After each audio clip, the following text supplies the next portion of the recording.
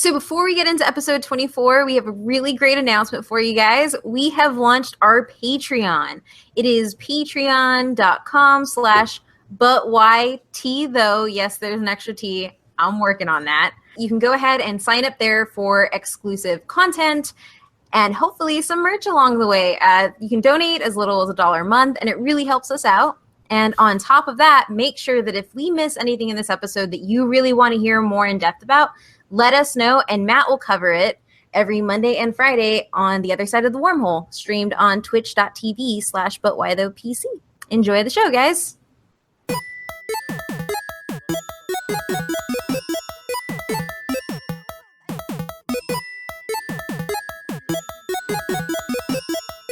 Welcome back to But Why Though, the podcast, where we talk about the things in pop culture that people say matter and ask the question, but why though?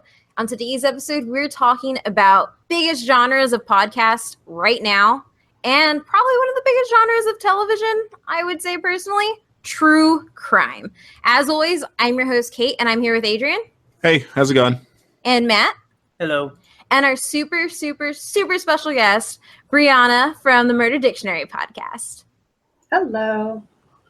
We're very excited to have you on. And thank you so much for having me. Yeah, I have listened to you a lot, so I'm like super pumped. It's like I'm talking with an idol here. Just saying, you make my work less dull. Not that I don't hate. I love my job, guys, but it helps to have Brianna in my ear. Well, I listen to you guys at work too, so we're on the same level with that one. I love the show, so Thank you so much for having me. So, as we always do, we're going to start off with a question, and that question is, are you into true crime? Why do you enjoy listening to or watching information about crimes? This is pretty much the question that people in the true crime community get a lot. Matt, you want to go first? Sure, why not? I don't know if I'm into true crime right now, as I don't really listen to any of these podcasts about true crime. I don't watch TV, as I've said multiple times over the past month or so being on the podcast. But I do know growing up and when I lived at home, I know I watched a lot of true crime, whether it be investigative discovery type or true TV type TV shows, or whether it be like your Fox type crime shows and ABC and whatnot. I know basically one of my favorite shows was probably Most Evil from Discovery Channel that ran from 2006 to 2008. We talked about the psychology of true crime more than anything else. I was about to ask, like, what part of those shows made you like it? I enjoyed basically the psychology of it. I enjoyed, I guess, like why they thought it was great to do it. I guess the reasons of why they wanted to, not more of like, oh, they killed somebody, cool, but like why and the needs they felt to do it, and whether it brought them excitement, whether it brought them, like the mind of the serial killer versus what they actually did. Kind of like the movie Mr. Brooks, which I my favorite of, one of my favorites. And I'm going to throw it to Adrian because I think you've made fun of me before on the podcast for my true crime. This is going to be a lot like the horror episode. For our listeners who listen to that, I'm going to be like on the outside looking in during this whole episode because I don't like true crime. The whole thing just makes me feel uncomfortable. And if you guys have learned anything from me during this thing, I like watching things that make me feel happy and excited. I don't like watching stuff that makes me feel uncomfortable and sad. And that's what true crime makes me feel. And when I was a kid, it scared like America's Most Wanted. It was on TV, scared the absolute crap out of me when I was little because like, these are real people on the streets killing people. That's not fun for me. And definitely fair. Stuff, it's just not for me. I don't really know why it's for other people either. So I'm hoping to learn a little bit today. I will definitely. It's all weird. We will definitely get into that. For me, obviously, I have made references to Lead and Paint and MK Ultra in other episodes, leading to the high serial killer rates in the 1980s. So I know a lot about true crime. I would say that the first podcast I listened to was actually My Favorite Murder, and that kind of got me down the big wormhole of stuff. Speaking of wormhole, was the MK Ultra the CIA program? Yes. You're talking about? Okay. That had they had trained all these people subconsciously, and then they'd get, yeah. Okay. Yes. Anyway, back to why I like true crime. So I love it I would say I've binged a bunch of shows. I work at a desk, so for 8 hours a day, I'm listening to podcasts or watching really bad TV shows on Netflix. But I'm actually really intrigued by it. I actually don't know why I'm intrigued by it. I know what I like about it, but I can't remember that first moment when I was like, oh, I really love this stuff. It was more like my parents watched, my mom loved America's Most Wanted, loved watching Law and Orders, and loved Unsolved Mysteries. And then as I got older, I realized this is kind of weird. I probably shouldn't bring this up in public. And then I found podcasts, and I felt more comfortable talking about these things. The way I feel is in the but why those. So Brianna, I really want to hear from you because you have an entire true crime podcast. So yeah, why are you into true crime? Why do you enjoy it? And what is your podcast like specifically for the listeners?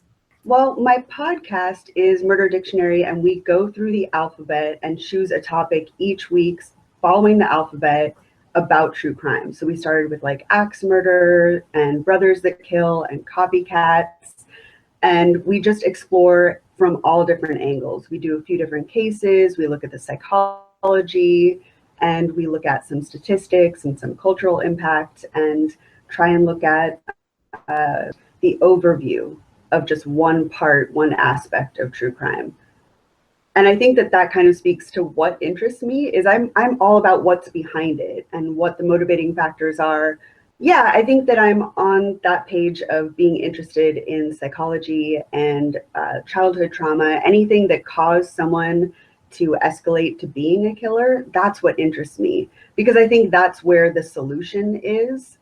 And that's why I'm intrigued. I'm like, what can we do to prevent this? What sort of services are out there? What sort of therapy can we get people, medication, or any sort of way to solve this, you know? It isn't just about solving cases to me. It's about getting to the root of it and finding something that makes it better, you know? And I think that why I really got into true crime, though, is because I grew up in LA in the 90s. When it was just like OJ and the Menendez brothers and just so much going on. And then as I got older, I already had that foundation of seeing some of the first really big high profile cases that were like publicized trials all day long that were in my area, you know? So that kind of like plants the seed, you know? And then as I got older, I was just like, okay, how much forensic files can I get into? You know, like, and just like seeing just all the episodes of every true crime thing ever.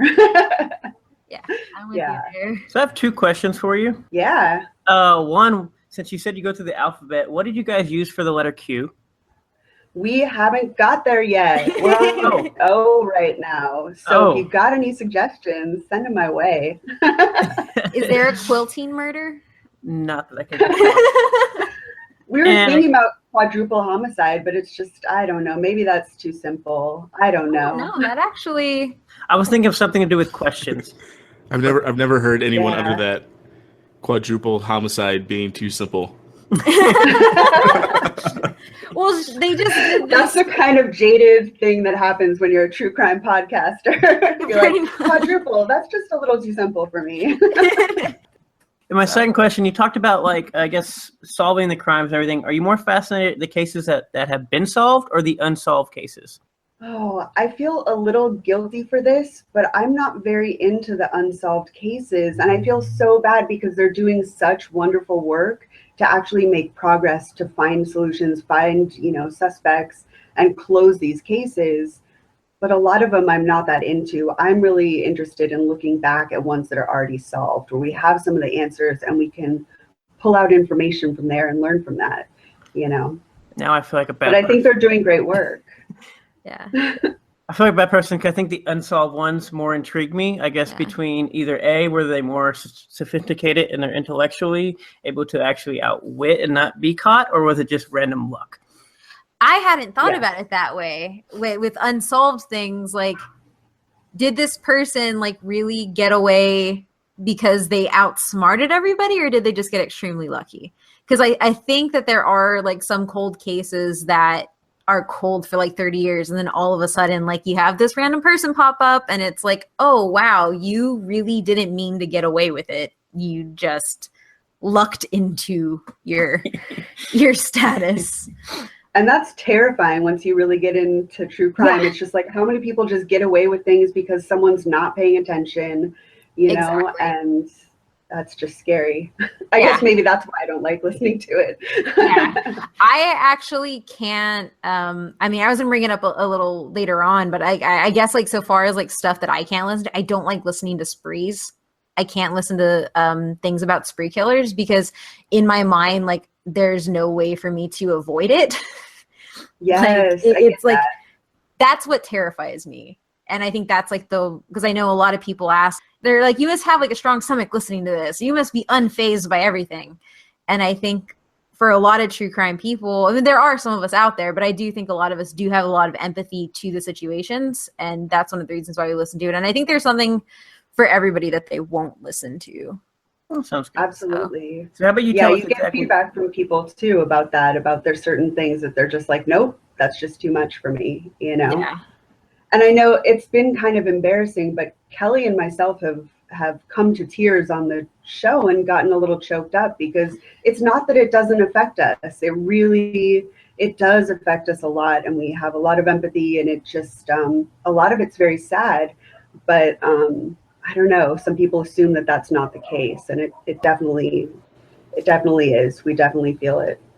Yeah, and I think like this is a really good way to transition into the history, because a lot of the time people in the true crime community kind of get singled out as, you know, being callous or jaded, which, I mean, there are certain like quadruple homicide, like there are certain things that we're used to talking about, but it doesn't mean we're not affected, you know, once we learn about them. And we're not that much different than the general public. Like we are the general public because true crime has actually been a really big genre for a long time.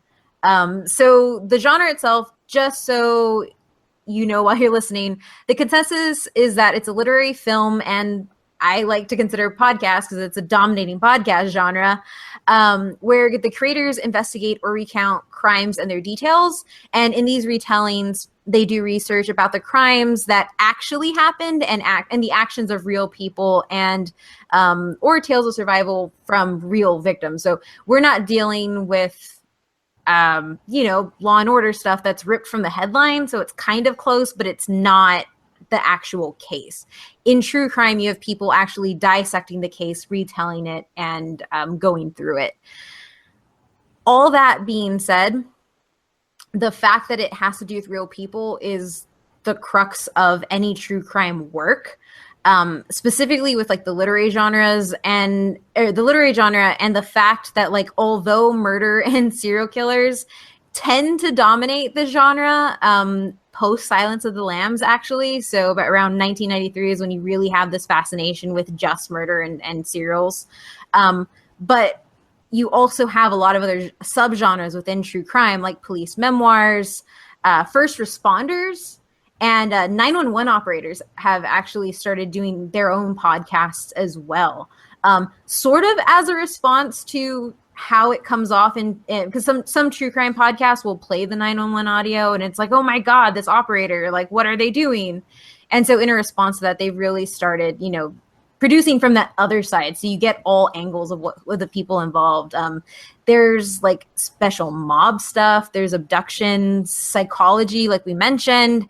The things running on just one case, so not a variety, court proceedings, and then of course, like Matt mentioned, unsolved crime, and that's just some of them. Like there are total giant niches within true crime.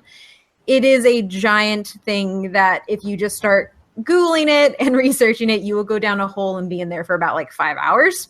I recommend you do it. It's fun. But know what you're getting into. Even before the podcast, that was just me. Like, don't interrupt. I'm researching for nothing, exactly. But I'm still researching. Exactly. I mean, I find myself doing that when I just see like a news article that's interesting. I'll go and try to find the other news articles for that. And I want to see if like anybody was involved that I knew, if it was in San Antonio, and like it it goes into a giant spiral. But I'll be on the other side of the wormhole for this episode, obviously. So although podcasts have cast a giant spotlight on true crime and kind of brought it into the mainstream, it's been around in the literary world for a really long time. In fact, one of the most well-known books written by Truman Capote, In Cold Blood, is true crime. And that was in the 60s. And honestly, pinpointing the start of true crime is really hard. I mean, you have sources from the reign of King Henry VIII documenting the ways that they executed criminals, the cults that they would find, and people were fascinated with this. These were things that were being published and circulated within the townships and within the cities and within the villages. So as long as there has been crime, people have been fascinated with finding out why it happens and who are doing it. Most notably, I think one of the best start dates is in the 1880s, where a lawyer, William Roughhead, he's British and I'm not, so I don't know how to pronounce that last name, attended every single murder trial of significance from 1889 to 1949, and then published essays on every single one of them. But in the 1920s, you have Edmund Pearson's Studies in Murder, which get really, really popular in the United States and kind of bring this genre to a giant head. What happens in the 20th century, and it's called like the proliferation of active serial killers, but serial killers have been around for a long time. It was just easier to kill a whole bunch of people in succession and not get caught in like the 1800s. To kind of put your head in it, you could go to a different city, change your name, and nobody could prove that you were not your new name. As time progresses, it gets a lot harder and you get a lot of our notable people. And in the 60s, so from the 60s to the 90s, you get this really big influx of true crime books. The two most famous ones are Helter Skelter about Charles Manson and The Stranger Beside Me by one of the largest true crime authors, Anne Rule, because she actually worked with Ted Bundy and thought he was a very nice guy. And so that book is all about her experiences with that. Most people thought he was a nice guy. Yeah. That's the scary thing. Yeah, that terrifies me. Out of this, you move into the mass media age where you have court cases being covered 24/7, like you mentioned, Brianna, with O.J. Simpson and the Menendez brothers and Tupac and Amanda Knox and Casey Anthony and JonBenet Ramsey, who's probably one of the most infamous unsolved crimes where everybody thinks they have a theory. And in the past year or two, there have been a lot of documentaries coming out about it. A lot of weird OJ ones. did it. OJ? Sorry. You can't trust OJ. Okay, I'll stop interrupting. No, you can totally interrupt. That's perfectly fine. Because I was just about to bring up the fact that we still get Zodiac killer stuff now. And I know there are some current theories on who that is. It's Ted Cruz. It's still OJ.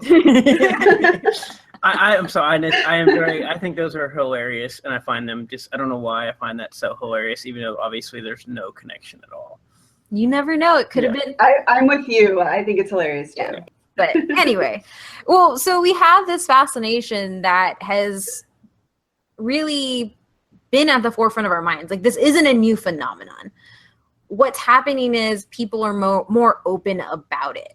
So when you're reading a book at your home, you didn't really have a way to really interact with the community of another 1,000 people who also were reading that same book outside of like walking to a book club. And now with social media, when a podcast comes out, you can very easily connect with the other people listening to that podcast and other people that are super into what you're doing. And it's not just with true crime. Like, podcasting has given this platform for communities to build. But what podcasting has really done is make it normal to talk about this stuff, or not. I don't want to say normal because it is a very sensitive subject, but people can be more open about it. I don't know. Just as you're talking, I'm looking through stuff. I'm in the minority here. I'm finding out because like you're like, oh, it's the people or community. I don't know anyone who doesn't like true crime. I feel like I'm the only person I know that likes true crime. If you go look at like book genre numbers, it's like close to $1 billion, genre.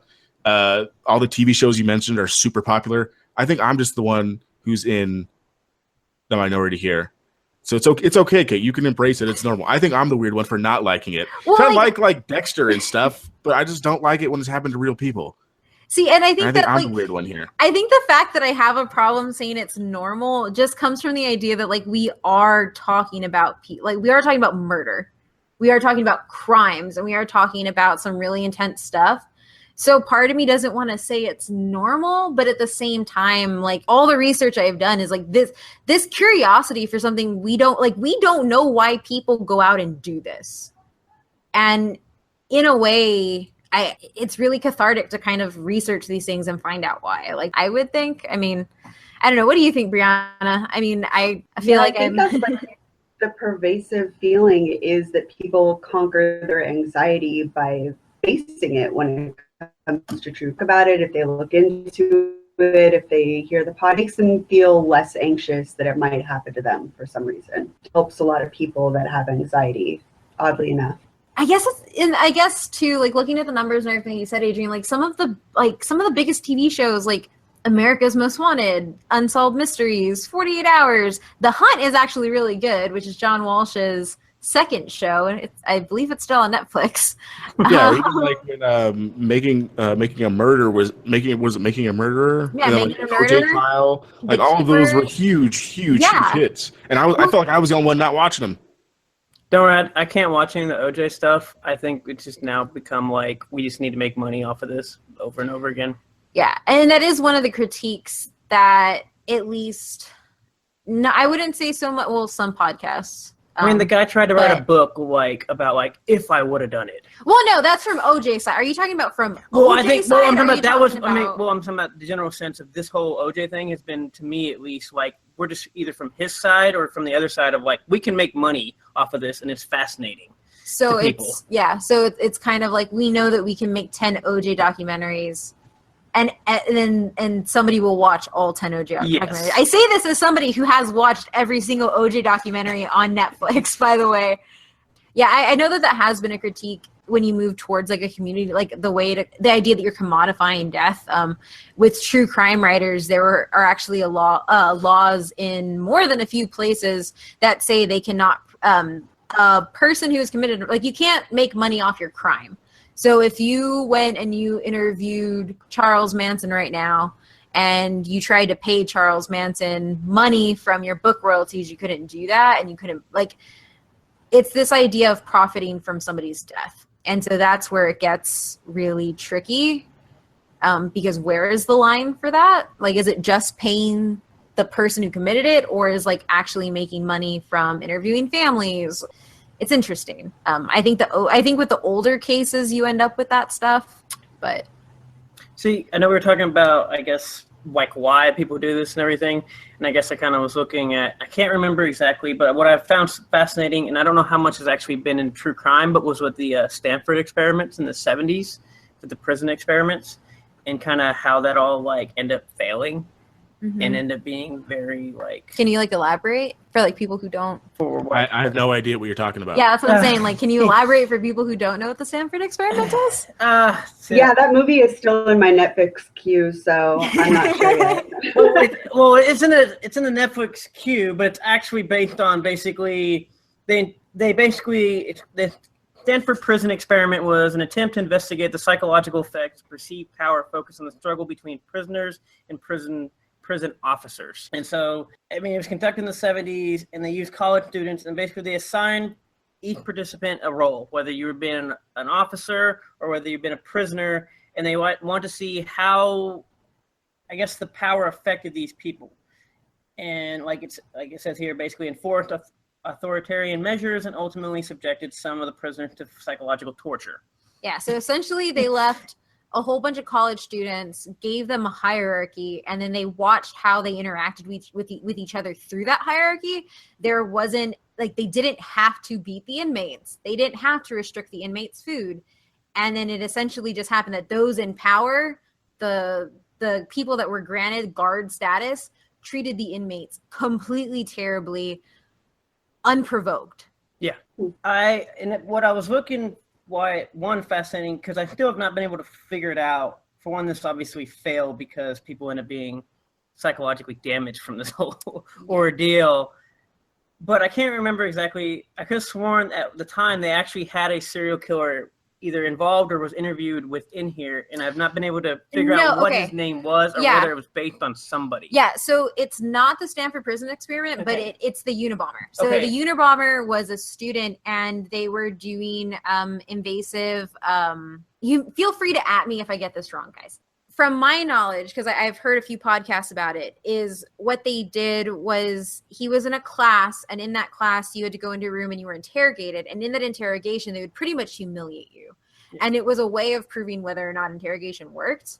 And in that interaction, he ended up being broken down so much that it contributed to pretty much hating all of society and sending bombs to people. So I don't know why I always think it's a Stanford experiment, even though you should obviously, if it's in your Netflix queue, check that out. It is probably very disturbing, but very fascinating. But yeah, so it wasn't the Stanford Prison Experiment, but it was basically TLDR. People did some really bad things in the 70s to find out how the human brain worked, and it led to the Unabomber. And possibly other things. We don't know. So, which is a scary thing because there's like a weird statistic. It's like, if you go walk in the street, chances are you're next to like 3 people who have killed somebody. And it doesn't necessarily mean murder, like you'd be like negligent homicide and like that type of stuff, but it's interesting to think about. But anyway. Looking at Brianna's face, I think she's worried about us. I'm going to sleep like a baby knowing that fact. Yeah. So that was my brief history with some other things. This is where we move into the but why those. Why is this important? And the main one is what Adrian has asked me. Why the hell do you listen to this? And we've kind of covered it like right before this came up. And Adrian, you have very wholeheartedly admitted that you are in the minority. And I think, and this isn't true crime. I'm not mixing the genres here, but it is crime television. So out of the top 10 longest running television shows, 4 of them are crime television shows. So Law and Order with 20 seasons, Law and Order SVU with 19, NCIS with 15, CSI, the OG one, with 15. And then right after that, you have Criminal Minds with now in their 14th season, Murder, She Wrote with 12, NYPD Blue with 12, Bones with 12, and then you run into like the 10 season stuff, but there's a lot of 10 seasoners. So pretty much like people want to watch this, and they want to watch a lot of it. And how many of these are like legit true crime? No. So like they're not. None of those are like actual true crime. No, none of those are true crime. Oh, okay. So that's I like a lot of these shows, but they're not true crime. Well, yeah. So that's what I was gonna say, and this is gonna lead me into the second one. So these aren't true crime. These are just crime television shows. But a lot of them, and I think specifically SVU, a lot of and I say that because I watch it religiously still. It's gotten really crazy, but I still watch it. It's the whole rip from the headlines thing. And I don't want to break down like any walls you have with like Dexter and SVU and stuff. But all these crime shows that we're fascinated by, like you even said it, like you can watch this, but you don't want to hear about a real person doing it. Well, serial killers as a subgenre of film and television, most of them are actually influenced by real people. By real monsters. Like some of these things, they really happened. So like obviously Psycho and Leatherface are influenced by Ed Gein. Also, people who listen to true crime, I'm not calling Ed Gein a serial killer. He was not a serial killer, but he is often lumped in as one. Do we have a dispute on that, or does Brianna agree with this? That's what I want to know. No, technically he wasn't. Because he was a grave robber first and foremost, and then a murderer, but not technically a serial killer just by the sheer numbers. Yeah, because a serial is 3 or more. Yeah, and I think he was spread over 2. time. Yeah, he was 2. Oh darn, he fell one short. Yeah, he made lamps out of human skin, but it was already dead before he did it. So Right. Adrian, Not gruesome enough to make serial killer status. I think I will actually be adding a warning at the beginning of the episode to let people know that this is what we're talking about. Kind of funny you say that, because now I think of like the Christmas Story where they have that lamp, that leg lamp. Yeah, people don't think about the morbid things that are around all the time. Yeah. That's plastic. It's not human Yeah, flesh. it's still creepy. It's still creepy because Ed Gein actually did have stuff like, I mean, he didn't have a full leg, but he had like, yeah. So he had a nipple belt. Exactly. That's what I was going to say, Brianna. Thank you for saying it. I'm not sure where we're rating our podcast for this one, but I think. Sorry.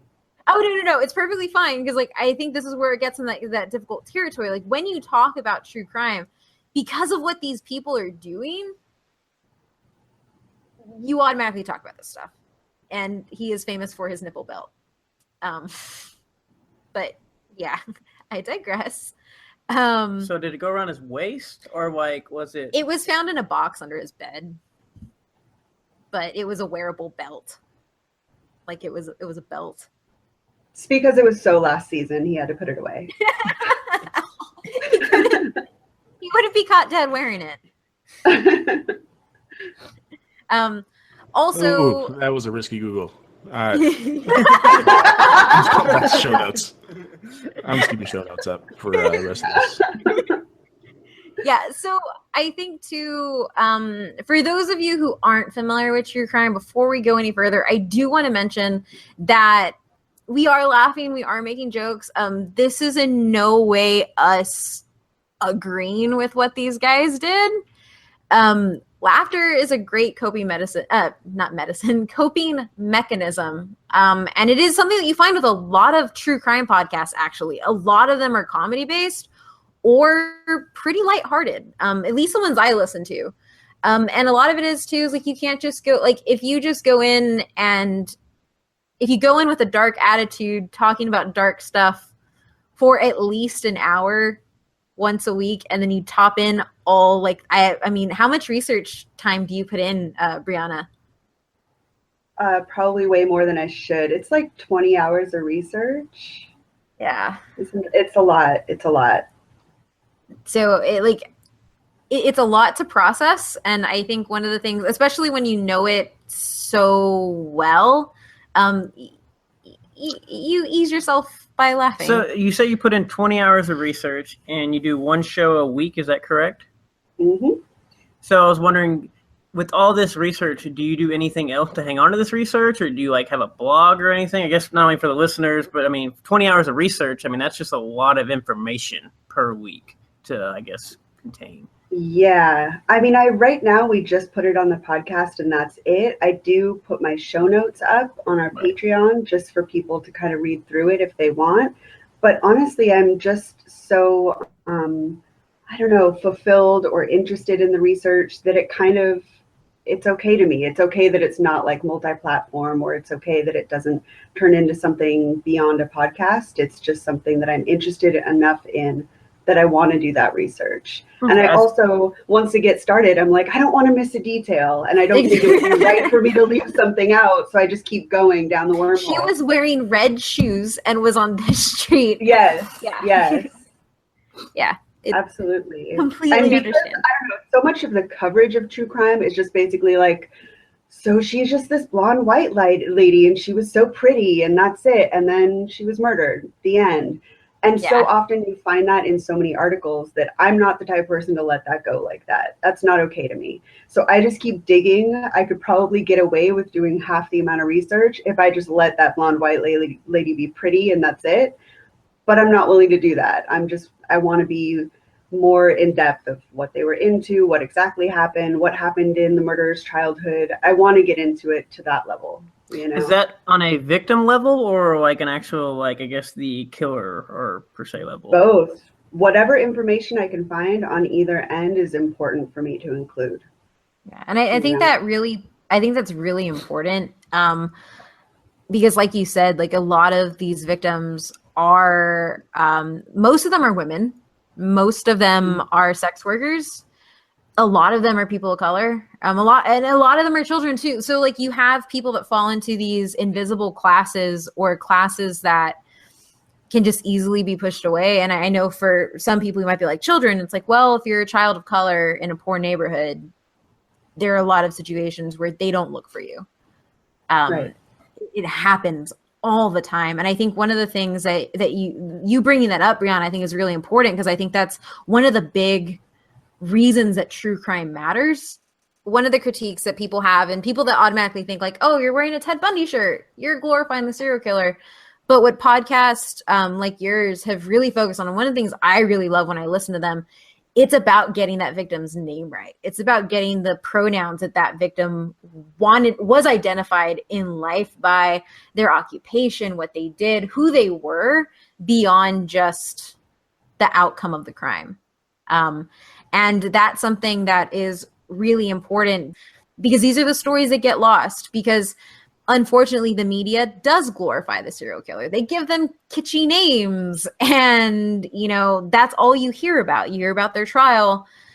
You don't necessarily hear about what happened on the other end. And I think it's something that I really admired, and this idea of stopping the silence around these ideas has been really important. And this has also led not only for the victims, but also investigating people who have been convicted of murder, but may have been wrongfully convicted. And you saw this with Keeping a Murder, actually. The accomplice, he was interrogated for a ridiculous amount of hours and pretty much led into his confession.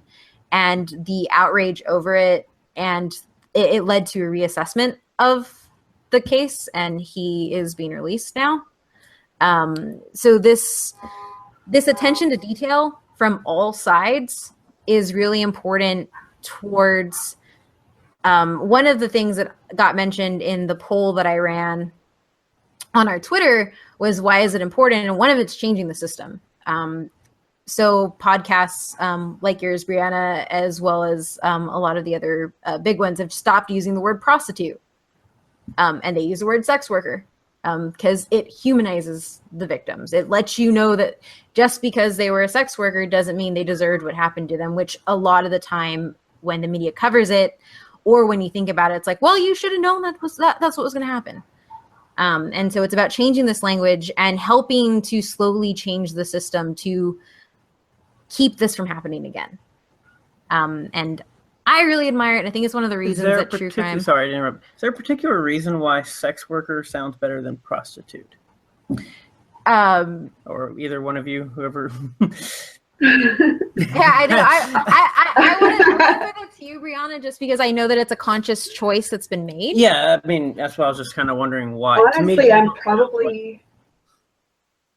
probably not the best one to answer this. I just, to be perfectly honest, I have a lot of friends that are sex workers, and like a lot of them like to be called prostitutes or hookers. I'm just gonna be really honest. Yeah. So for me, in the true crime genre, I use the language sex worker because I know that universally that's what most people prefer, or most people are going by that language now. However, most people that I know that are actually in the industry, that's not really what they want. But because it seems like there's universally kind of a decision made, I don't know. I don't have the best answer for that, but I do use that language because it seems like that's the best way to put it.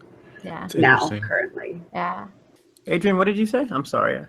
Oh, no, it was just interesting that someone made the decision, but the people don't who are actually in that industry.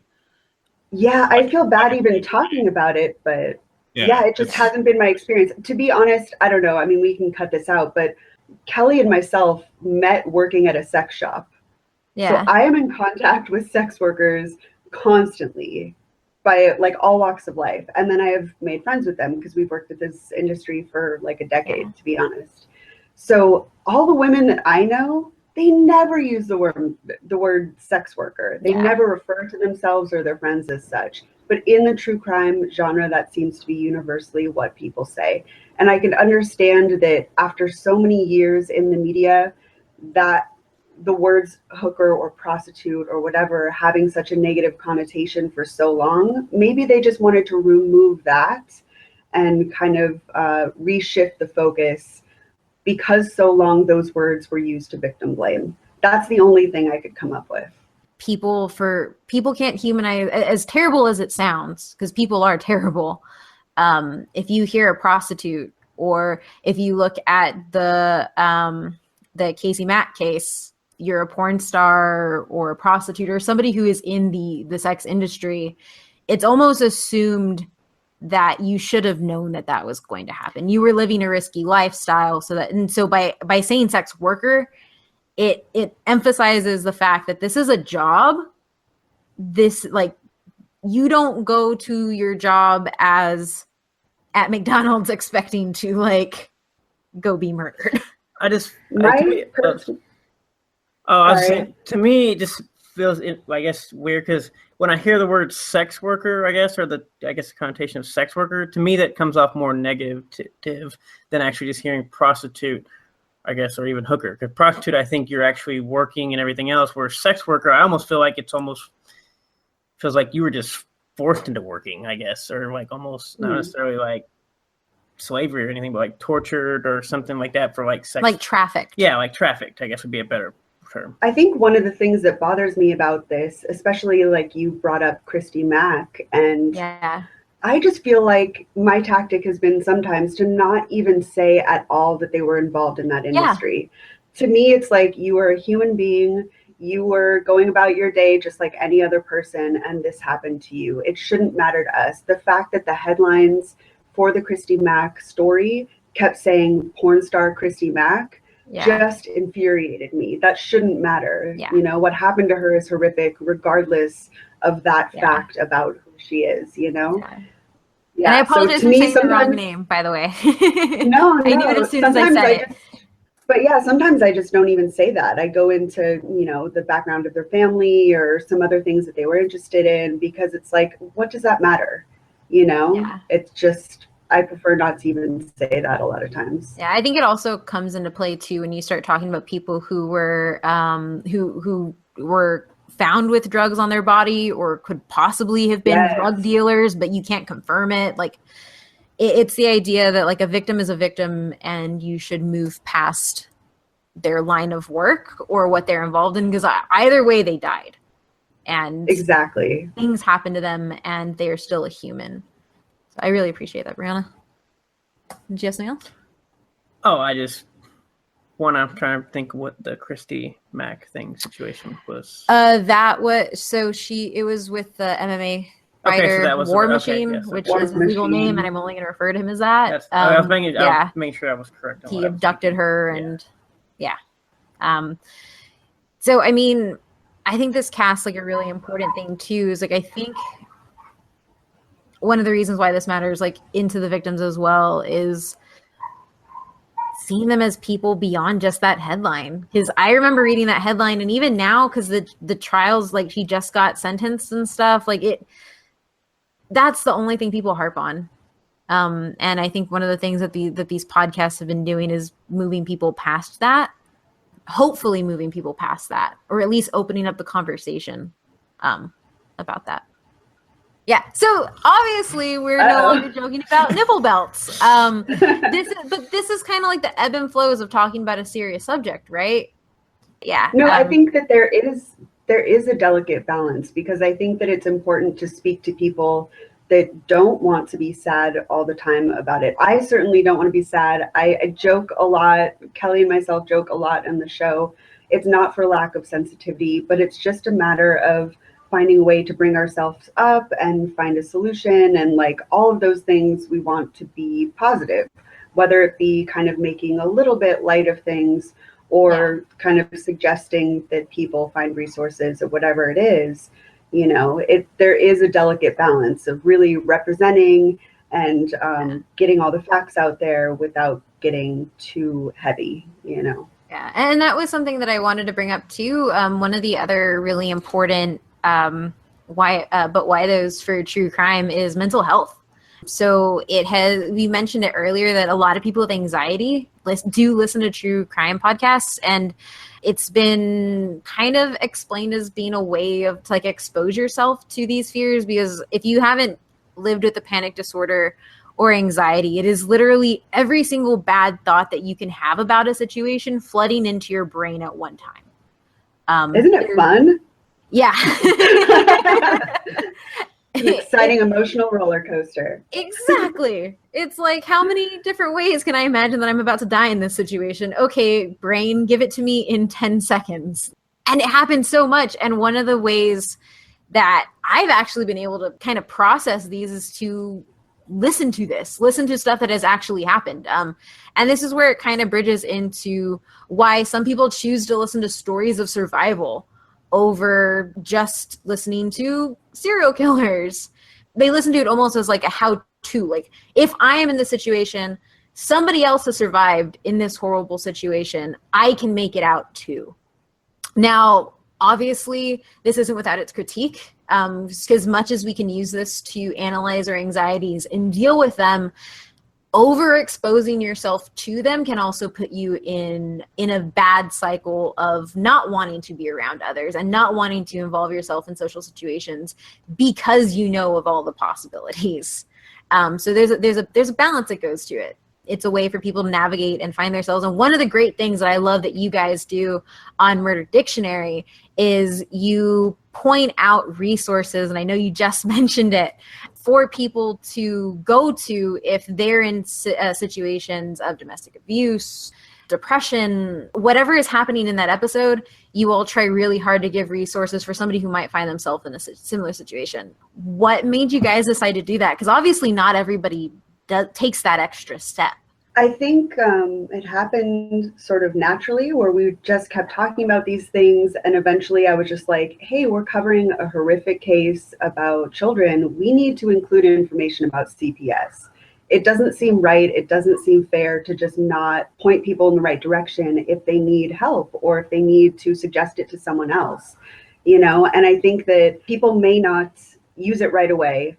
Eventually, if you do it on every episode like we have been doing, someone will click and say, oh, there are suicide hotlines that I should be calling. You know, there is more resources available to me than maybe I'm using right now, and I'm not alone. So it's this kind of solidarity of knowing that there's something out there to find a solution. And it just kind of happened naturally. I just, now we say it every episode, and we give a bunch of different examples of what links we include, because I think it's important. I think it's extremely important to not just say, here's what happened, but to just say, hey, if you've seen some signs out there, if you need some help with your mental health, if you need some help with your abusive situation, get help, period. You know, There's a lot of resources. I think it's a responsibility thing, you know. Since we were talking about, I guess, like fears and anxiety and everything, I guess between Kate, you listen to a podcast all the time, and obviously you said you do one, and then you say you put in like 20 hours of research per podcast. Do you guys actually feel any of these fears or have this cause where you just don't want to go outside? I mean, does it overrun your, I guess, system? I would say for me, I don't have it. It depends on the day. And I think that's something that you'll hear with a lot of people who have to deal with anxiety or depression. Like it just genuinely depends on the day. Like, am I feeling confident that day? If I'm feeling confident, I'll go out and run, and I'm not going to think about having to make sure that I'm going by the police station or think about the car that's driving by me. If it's not that day, I will think about the stories that I've heard. That being said, it's made me aware, and I wouldn't say that it's made me aware in a detrimental way. I haven't experienced personally the ability to not go into situations. But what it's made me do, and I think this is something that it's been doing for the true crime community as a whole, it's made me more aware of situations that I can say, hey, this might be something bad.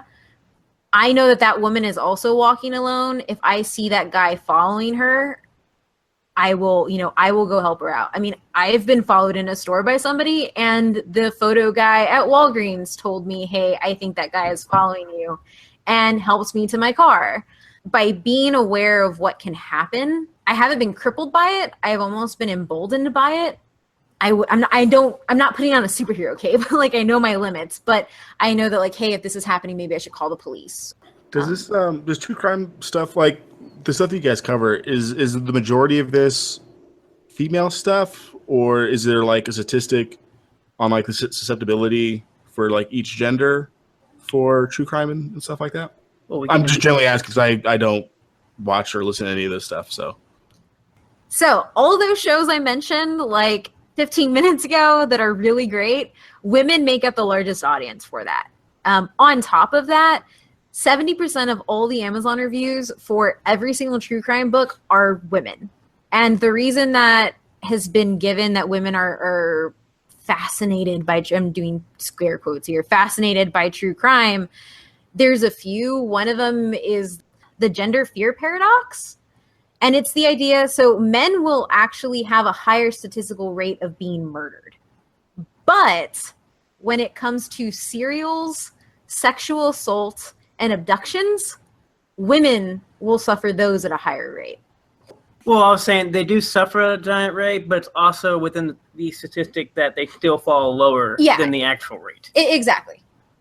So it is a smaller area of the general. Like, there aren't 10 guys are going to get killed versus 5 women, but out of the 5 women, 3 of them are going to be sexual assaulted versus 1 man. But still 10 men die versus only 5 women. Where this all comes from is, like, you will probably get shot in the street.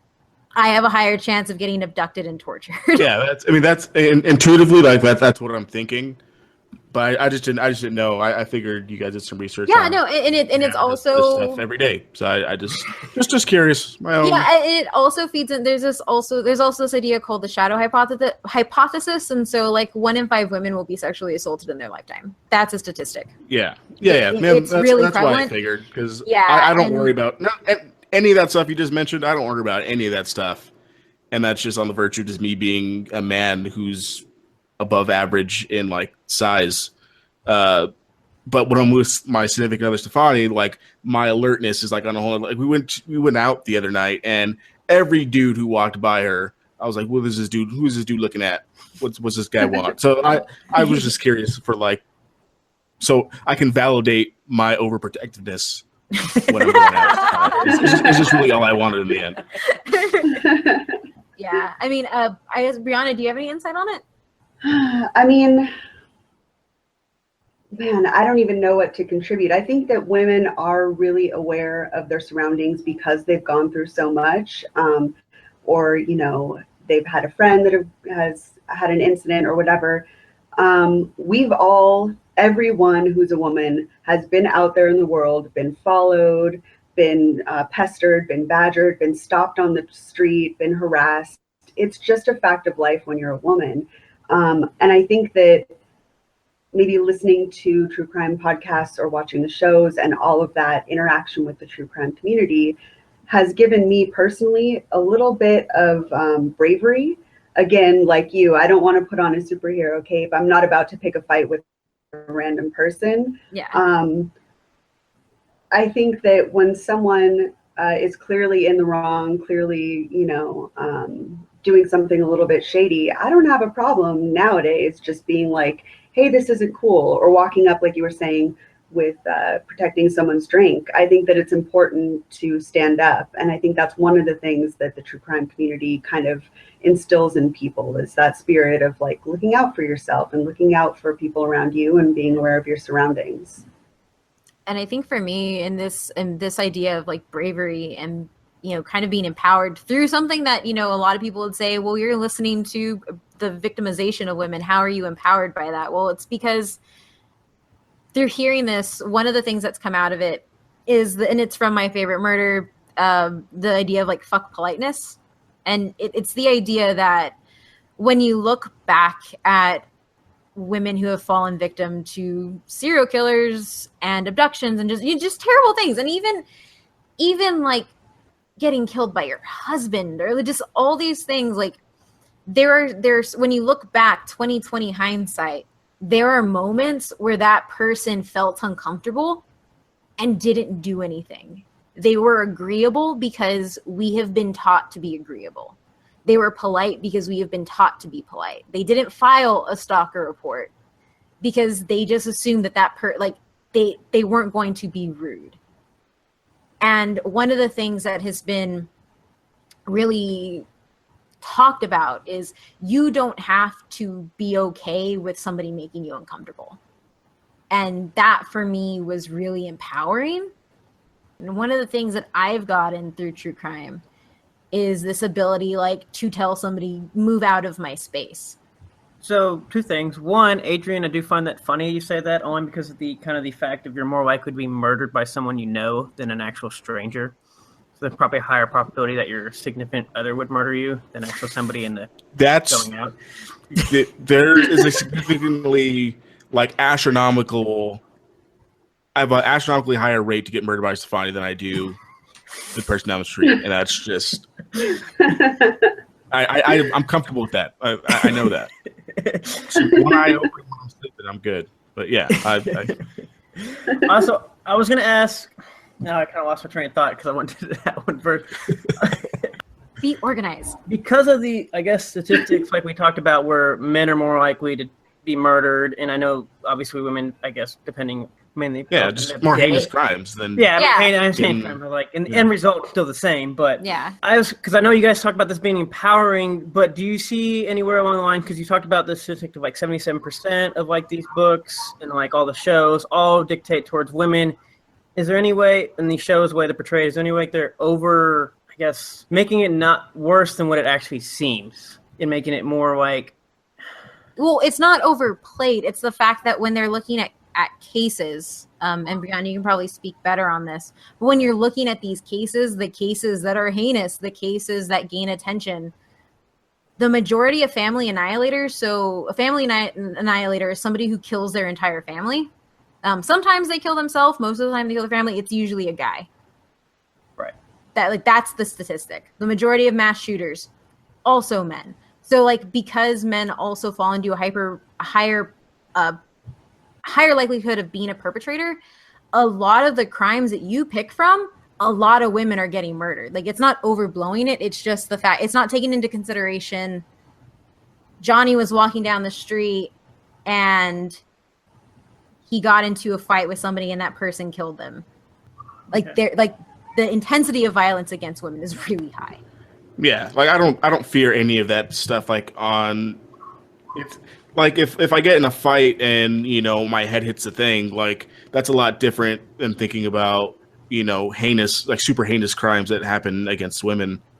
Yeah, I mean, and Brianna, like at a higher rate. It's pretty intuitive, I think. I mean, Brianna, you choose you and Kelly choose cases. Like how does that work for you when you're looking through cases?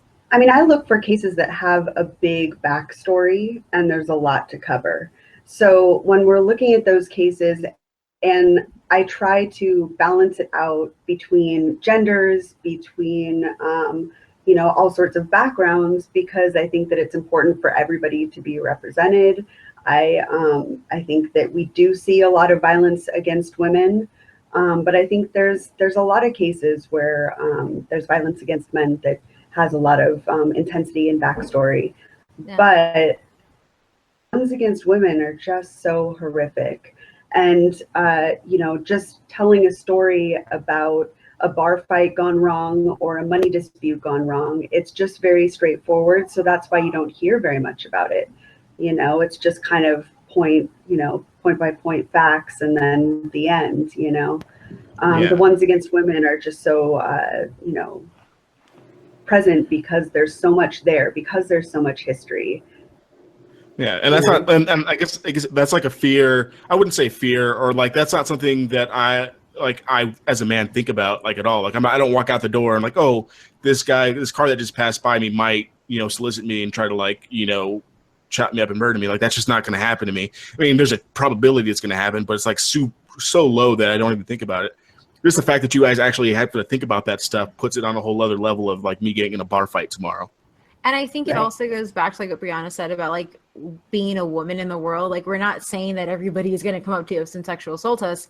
It's even the smaller things like being harassed by somebody on the street or being followed by somebody who is mad that you told them the wrong thing or you ignored them. And like these obviously aren't violent crimes, but these aggressions that happen when you're walking through the world, it already makes you think that this is happening to you at a higher rate. No, I was just saying, just to bring it back, like, I understand now, why you would like true crime if that's the kind of like empowering nature that it gives you. It's just different. I would never like get that out of true crime just because it's not, my reality, not something I go through every day. But the fact that you guys do get something out of true crime like that is super cool and very interesting. And I'm glad I got to hear about it. Yeah, so I don't know if that answers your question. Yeah, no, I mean, I didn't want to say like it was bad or being portrayed bad or you guys shouldn't think or these crimes shouldn't be, I guess, highlighted per se. I just knew from a numbers standpoint, it seemed to lean one way versus the numbers seem to tell a different story sometimes. To be honest, with all my research and all my effort put in and all the wormholes that I go down, I'm not afraid of being murdered. What I am afraid of is being afraid. I don't want to walk down the street afraid. Yeah. I don't want to be afraid for myself or any of my friends. So my energy is put into being an advocate for myself and the people around me and just sticking up for people and saying, hey, this isn't okay. Or just telling someone that needs mental health resources that, those things are out there. My energy is put into being proactive because the last thing I want is to walk down the street and constantly be afraid. It's one thing to be aware. It's one thing to be brave and just like turn around and be like, hey, stop. It's another thing to be like, oh my God, I'm going to get murdered at any second. I never want to be that person. So I think that, the true crime genre kind of provides that for people where they're like, you know what, if I feel uncomfortable, I'm going to say something. If I see something going on, I'm going to like step in. Yeah, I think that's really important. But yeah, I mean, do you guys have any questions? I did want to say, like, I did like what you said. Obviously, we'll have some editing thing, but I did like what you say about like not being afraid because I guess as much as I was talking about the number side, it seemed like with how she was talking about all the shows portraying that way, that it's almost seeming like they wanted women to be afraid or like to come off like that way. Not necessarily their goal, but it could come off that way.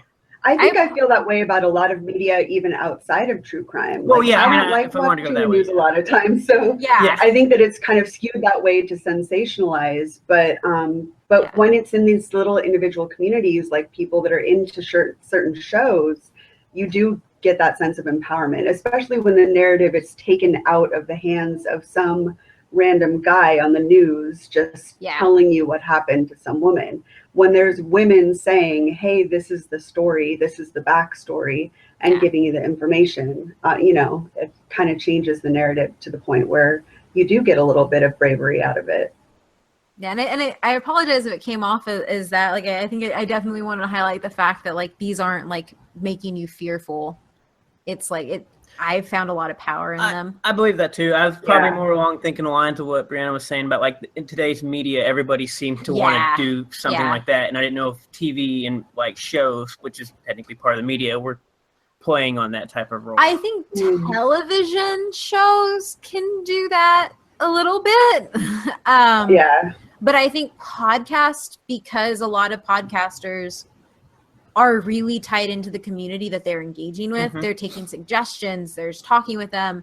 They're actively engaging. Like, I've been interacting with the Murder Dictionary Twitter account for a very long time since I've been listening to you guys. Like, there's this level of connection with the people that you're talking to that you don't really get outside. And it's kind of an acknowledgement because you know what the material you're going through is going to be that way. So, I mean, I guess kind of to wrap up, also, there are some great true crime guys as well. I know we focused a lot on the importance for women because that's one of the biggest but why those, because we do make up the largest section of the audience, but the guys at True Crime Garage and True Crime All the Time are awesome.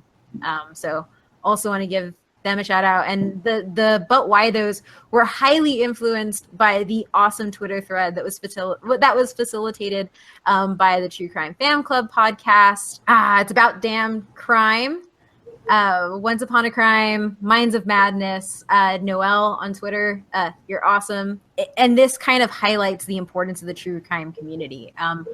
Within the community too, like, the community is one of the reasons it matters. And I think we've talked about it a lot through, like, it's kind of been the string throughout all these, but why those, there's CrimeCon now, where it's a convention just about true crime. And it's put on by Oxygen Network too, which is interesting. And I forgot to bring that up. Oxygen, which was a channel dedicated to like women-centric programming, has actually rebranded itself to be pretty much focused just on true crime. Like I said, the true crime community itself is actually, like, Brianna said as well, like there's been an effort and a push to actively engage with the material that's being talked about, helping people find people, helping people solve crimes, like little private, like I don't want to say private investigators, you actually have to get a certificate for that, but like home detectives, I guess is probably a better term. The dedication that they put into certain crimes actually have yielded results for some unsolved crimes. And that's made possible by the community and the ability to spotlight certain issues that may not have been talked about before. Find different things in the case, theorize, get these things going. Some of the communities have also pushed towards doing meetups with donations for certain organizations to help, victims of domestic violence, donating to get rape kits tested, because there is a giant backlog in almost every single city. And one of the things that true crime has done as well for me, and I didn't get to talk about it, but like it's made me realize a lot of the things that can be fixed within the justice system. Because a lot of the things that happen because of really small oversights and assumptions that people make.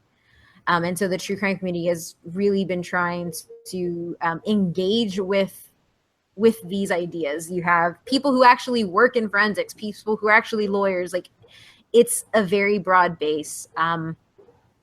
And yeah, I mean, beyond that, also about mental health, a lot of true crime podcasters are open about what they've done in their lives, what they've experienced, their own issues with mental health. And the communities have kind of become a place where it's safe to talk without fear of being stigmatized most of the time. I'm not saying that the true crime community is perfect. It's not. There are a lot of issues in it, like any community. But there is a certain air of having a safe space to talk about these things and to get help. So, any final thoughts? I'm not even going to bother with my thoughts. Oh, no. The thought of, I feel, I guess, horrible in this whole ordeal in somewhat, because you talked about, but why those, and like dealing with women and a lot of the victims and helping. Everything I've ever done or listened to or read about true crime, I unfortunately necessarily just haven't really cared about the victim at all, and not even like what the person does, like Jeffrey, like if you use like Jeffrey Dahmer or Holmes or Bundy, we kind of talked about whatnot, but I'm just like glorifying them, but just like said the reasons like why they did it. So I just don't ever, the victim's just been like, unfortunately never been a big part of my thought process. And I guess listening to you guys, it was like, I feel not shame per se, but it's okay. I don't listen to any of this, so I just feel bad all around. No, I think that's one of the reasons why, we don't cover a lot of the big, what they call heavy hitters on our show, is because I do want to represent everybody. I want to like pull from every community and tell that story. I think that a lot of the serial killers have been covered and covered and covered, right, and they're interesting, and I'm very interested in the psychology of it, of course. But at some point, I'm just kind of like, yeah, but there's a lot more out there going on, and it do give more attention and coverage to the victims. But I guess even like when we talked about like some of the family annihilators and circumstances like that, like what made this person snap? It doesn't matter to me that he happened to either kill 3 kids or 2 kids or even 0 kids or a pet or not. It was what made him snap. Yeah, that's the main motivator for me a lot of times, is like, that's what I really, really want to know. And it's, often the same answers, but I really want to know what's behind it, Yeah. On the up, like there's a space for everybody. So like you shouldn't feel bad, I guess is what I'm trying to say. Where's my space, Kate? At My Little Pony. Jesus. Reference to our Transformers episode. Yeah, I mean, I think that especially when it comes to podcasts, there's a new show coming like every single day. I swear there's a new show out there. And so whatever you're interested in or not interested in, you can find. And I think that's one of the things that makes it very, the community so big, is because you don't really have to be interested in what I'm interested in. There's a podcast out there for you. There's probably 20 or 30 of them out there for you, So you're not the only one that feels that way, I'm sure. And there's, a lot of shows out there for you, or, TV shows or whatnot. I actually think you would really like Last Podcast on the Left because they focus. I love Last Podcast. That's my favorite one. Hail Gene. Exactly. Yeah, because they focus on that stuff. Like, Adrian, any final thoughts? No. I mean, I still think it's all weird to me, and I'm convinced I'm in the minority in that fact when it comes to true crime. But I know why you two like it, so I mean that's all that matters to me. It works. It works for me, you guys. I think Brianna, you specifically, I think you're the first person to put it like that, and I'm sure a lot of it has to do with you doing an actual podcast and having a voice to kind of get out your message on like your love for true crime. But just the fact that you guys do all of like the mental health stuff and all of like that extra stuff towards the end and or at the beginning, wherever you guys do it, I think that's super important, and that makes true crime a little less weird for me. So good. Oh, mission I will be accomplished. I'll be referring you, my wife, to your podcast because I'm sure she would love it. Perfect. She would. Thank you. Thanks, guys. Why don't you tell everybody where they can find you, Brianna? You can find us at m_d_podcast at Twitter, or search us on Facebook, Murder Dictionary Podcast, and Instagram as well, Murder Dictionary Podcast. As always, you can find me at ohmymythrandir on Twitter and Instagram. Adrian? Yeah, you could at me on Twitter for not liking true crime at Superruiz93, SUPERRUIZ 93. I will say this, Adrian, you kind of look like you're just kind of like had your mind blown, kind of don't know what to do, like kind of. That's about right, yeah. And Matt, where can they find you? You can find me at Twitter. Forgot my Twitter handle for a second. I'm sorry. You can find me on Twitter at datm18, DATTM18. Awesome, guys. So thanks for listening, everyone.